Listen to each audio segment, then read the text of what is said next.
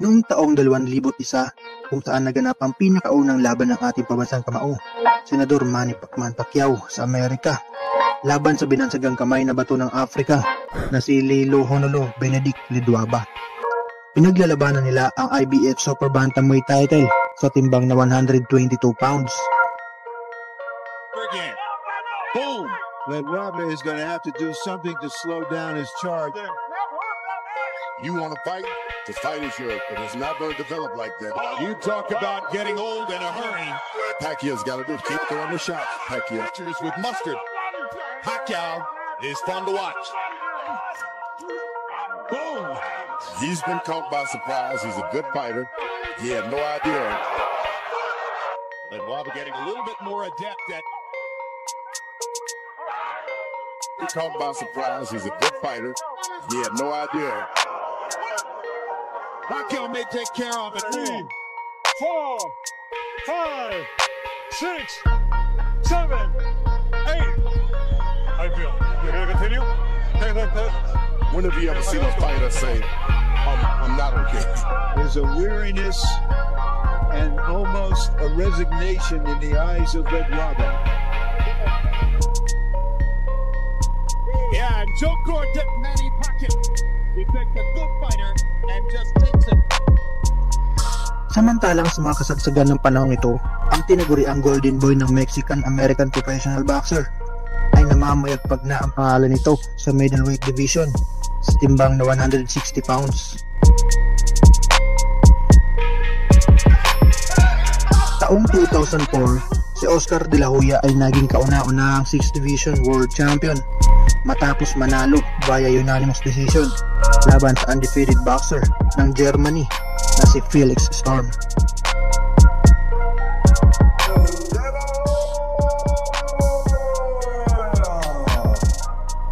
That is one relieved young man right there, that father, and Bernard Hopkins must be. Sa kabilang banda naman, habang nag-iingay ang pangalan ni De La Hoya sa middleweight division, itong panahon na ito rin unti-unti nang nakilala ang pangalan ni Manny Pacquiao sa Amerika matapos niyang talunin at pabagsakin ang challenger, ang two-time bantamweight champion ng Colombia na si George Eliezer Julio. That might be the case.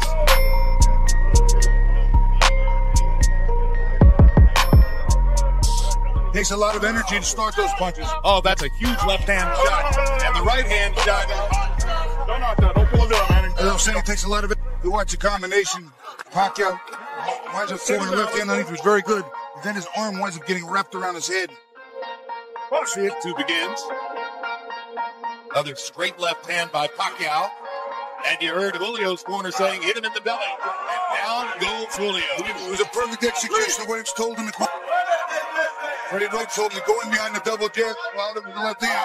Did it twice in a row. Second one, dropped Julio. This is some prospect, Bobby. To me, he's every bit as exciting as I really do. Julio trying to fight his way back. A little grabbing and holding might be the thing to do. Pacquiao's just getting ready to swing away again. And Bill Clancy's seen it up. At pinabagsak pa ang dalawang magkababayan na si Emmanuel Lucero. Feeling as though he's in control against Emmanuel Lucero.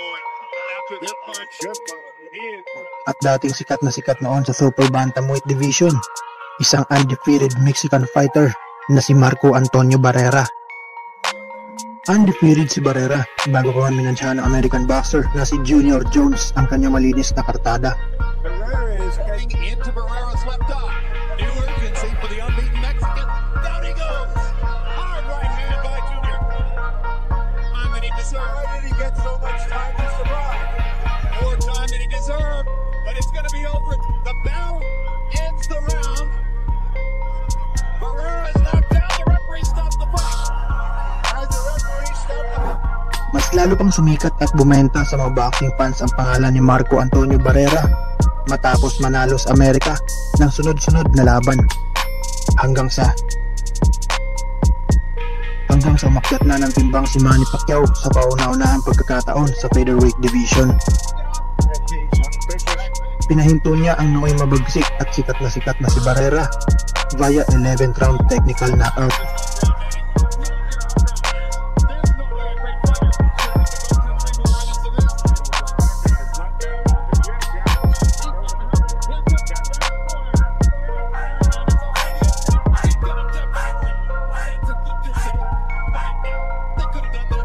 Dahil sa panalong ito, si Manny Pacquiao ay naging kauna-unahang Pilipino at Asian na naging 3 Division World Champion. Kaya't nung umuwi ito sa Pilipinas, hinawaran ito ng Presidential Medal of Merit ni dating Presidente Gloria Macapagal Arroyo dahil sa pagtalo nito sa isa sa pinakamagaling na boksingero sa featherweight division, at marami pang mga medalya ang natanggap ni Manny Pacquiao, World Boxing Organization welterweight champion. Sa loob ng 5 taon, mula 2003 hanggang 2008, 6 na mga bigating Meksikano ang nagsalit-salitan para bugbugin at magtangkang agawin ang titulong hawak ni Manny Pacquiao sa super featherweight division. Una ay si Hector Velasquez.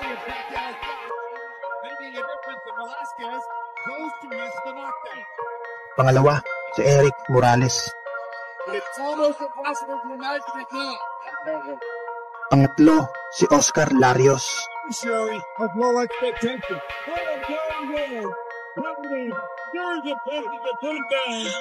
Pang-apat, si George Solis.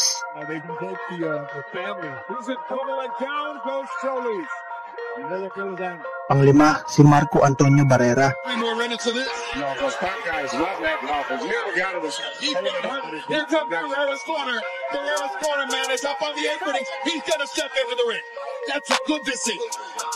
At pang-anim, si Juan Manuel Marquez. But he's not getting away from the straight left at all. There's no head movement at all. Here's the second one. And at this point, it was as much speed. Pero walang isa sa kanila ang nagtagumpay sa loob ng mga taong ito. Kaya't lalong tumitindi ang paghanga ng mga boxing fans sa ating pabansang kamao.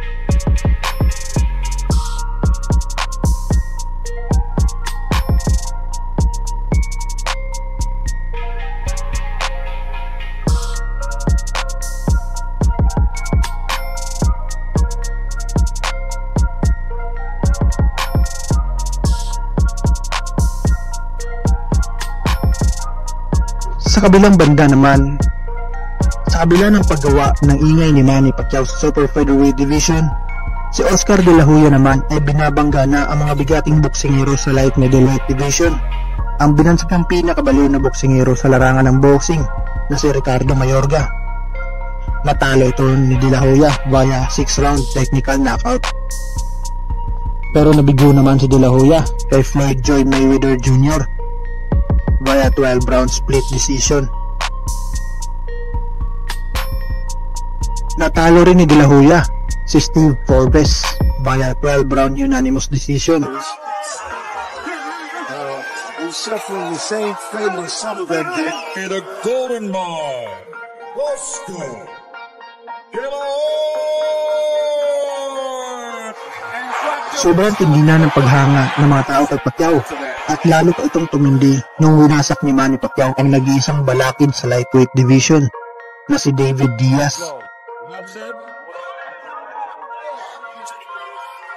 How many more? Down he goes, and Dracula stops the fight. They should have never got to that. Jab, left hand, good night. Ang susunod na hakbang ni Manny Pacquiao ay ang pinakabihirang ginawa ng isang boksingero para lang matupad ang hiling ng mga boxing fans sa buong mundo. Sa mga oras kasi na to, si Manny Pacquiao ay isa ng 5 Division World Champion. At siya ang kasalukuyang number 1 pound per pound boxer in the world. At si Oscar De La Hoya naman ay isang Olympic gold medalist at dating may hawak ng 10 world titles sa 6 na weight division, o siya ang tinaguriang 6 Division World Champion. Ang hiling ng mga boxing fans ay magbanggaan ang dalawang ito, kaya tinawag nila itong The Dream Match. Kaya umakyat si Manny Pacquiao ng 2 weight division mula lightweight, at si Oscar De La Hoya naman ay kailangan bumaba ng timbang mula light middleweight para maganap ang laban sa welterweight division sa timbang na 147 pounds. Halos lahat ng mga boxing analyst ay naniniwalang ang magiging laban ay pabor kay De La Hoya. Ang size, reach, experience at tibay ng pangalan ni De La Hoya ang dahilan upang maging underdog ang ating pambansang kamao. Nag-hire pa ng mga malulupit na trainer si De La Hoya para sa laban niya kay Pacquiao. At isa na dito, si Edwin Valero. Pero sabi ni Coach Freddie Roach, walang makakatulong kay De La Hoya kapag kaharap na niya si Manny Pacquiao. Tsaka isa pa, mainit ang ulo ni De La Hoya kay Coach Freddie Roach sapagkat naging coach niya ito nung lumaban siya kay Floyd Mayweather Jr. Pero naging kabaliktaran daw ang lahat ng kanilang mga game plan.